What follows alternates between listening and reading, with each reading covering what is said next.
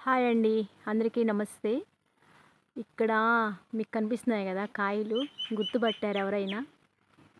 చూడండి చాలా క్లియర్‌గా కనిపిస్తున్నాయి ఈ కాయలు. అదేనండి బంకకాయలంటారు. ఇంకా దీనిని ఈరిగ్గాయలు అంటారు. ఈరిగ్గాయలు. చిన్నప్పుడు మేము అలాగే పిలిసేవాళ్ళమి. కొంతమంది బంకకాయలని గూడా అంటారంట. మరి ఈ చెట్టుకి శాస్త్రీయ నామం నాకైతే తెలీదు.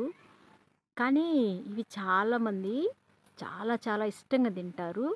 అయితే ఇందులో ఎక్కువగా ఆయుర్వేదిక్ గుణాలున్నాయని మాత్రము మరి ఆయుర్వేదిక్ డాక్టర్స్ అయితే చెప్తా ఉంటారు. నేనైతే చాలా చోట్ల విన్నాను ఈ కాయల గురించి. అయితే ఇవి కొత్తగా తినే వాళ్ళకైతే మాత్రము అంటే మరీ స్వీట్‌గా ఉండవు. అలాగని ఆహ్, హ్మ్. పుల్లగా ఉండవు గానీ, కొంచెం వగరొగరుగా ఉంటాయి. కొంచెం లైట్‌గా స్వీట్ ఉంటది కానీ, చాలామంది మాత్రము చాలా చాలా ఎక్కువగా తింటారు. మా ఫ్రెండ్స్ గూడా ఎక్కువ మంది తినటం నేను చూశాను. అయితే లాస్ట్ ఇయరు ఈ చెట్టు ఇంటి పక్కనున్నా గూడా నేను తీయలేకపోయాను వీడియో. కానీ ఈ సంవత్సరం అయితే ఈ చెట్టు కాయల కోసం కాసుకొని మరీ వీడియో జేయడానికైతే సిద్ధపడున్నాను నేను. అయితే మొన్నటి వరకి కాయలన్నీ పచ్చి పచ్చిగా ఉన్నాయన్నమాట. సో, కాబట్టి పచ్చిగా ఉన్నప్పుడు ఎవరు గుర్తించలేరు కదా! కాబట్టి కొంచెం ఇప్పుడు పండినియి కాబట్టి ఈ కాయలనేవి కనిపిస్తున్నాయా? క్లారిటీగా ఉందనుకుంటున్నాను. అయితే ఇందులో మీకు దగ్గరలో ఎవరికైనా గానీ ఇలాంటి కాయలు దొరికితే మాత్రం కంపల్సరీగా తినండి. ఎందుకంటే ఇప్పుడున్న జనరేషన్‌లో ఉన్న అందరికి ప్రతి ఒక్కరికి హెల్త్ ఇష్యూస్ అనేవి చాలా ఎక్కువగుంటున్నాయి.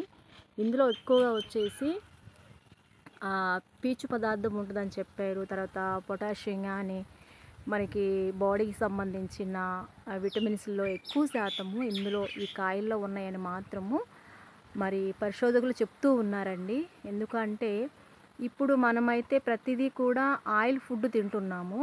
కానీ అప్పటి రోజుల్లో మన తాతల కాలము, మన అమ్మల కాలంలోనైతే మన కాలంలో కూడా ఎక్కువగా చెట్ల కాయలు అంటే సహజంగా అత్తి చెట్టు అత్తి కాయలని, ఇలాంటి ఈరిగ్గాయలని, చీమ చింత చెట్టు కాయలని, తాటి కాయలు, తాటి ముంజులు, తాటి చెక్కలు, తాటి తాండ్ర, ఇలాంటివి జాంకాయలు. అంటే మనకి సీజనల్ వారీగా మనకి దేవుడు మనకి ఏ కాలాల్లో మనకి 3 కాలాలు ఇచ్చాడు దేవుడు. ఆ 3 కాలాల్లో ఏమైతే